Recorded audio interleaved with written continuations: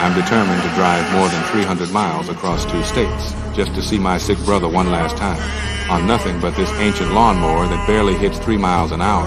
My old buddies spot my quirky setup and crowd around, urging me to call it quits. They even figure this mower won't make it out of town. But stubborn old me brushes off their words.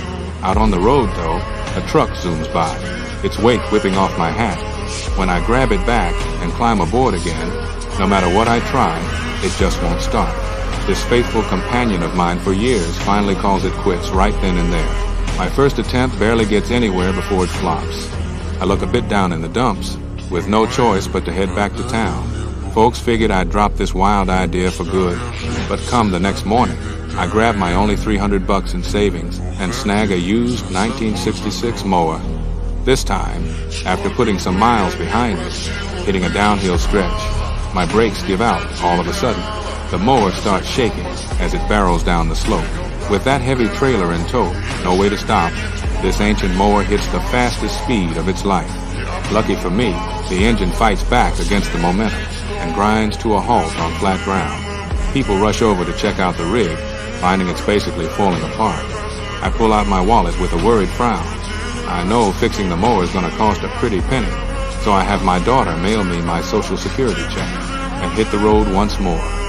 A pack of young cyclists whiz right past me, each one looking so strong and full of life, bursting with energy, their legs pedaling like they've got endless power, zipping by my slow mower with ease.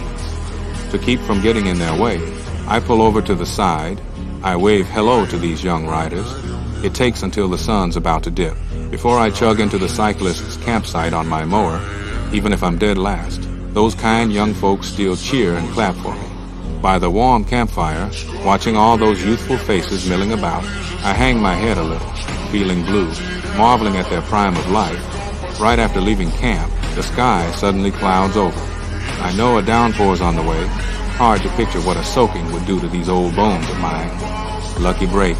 Up ahead on a little hill, there's an abandoned shed. I hustle my vintage mower over there, ducking inside just before the storm hits. Winds whip up the clouds. Rain starts pouring down. I light up a cigar, flashing a happy grin. I don't see this as a setback on the journey, but nature playing a symphony to spur me on. The sky clears up crystal blue after the rain. Under the glow, the heavens look like they're on fire. Everything fades into the fiery red sunset. Me, this old guy in a hat, on a slow-moving ride, even with obstacles popping up all along the way. One day, I'll make it there.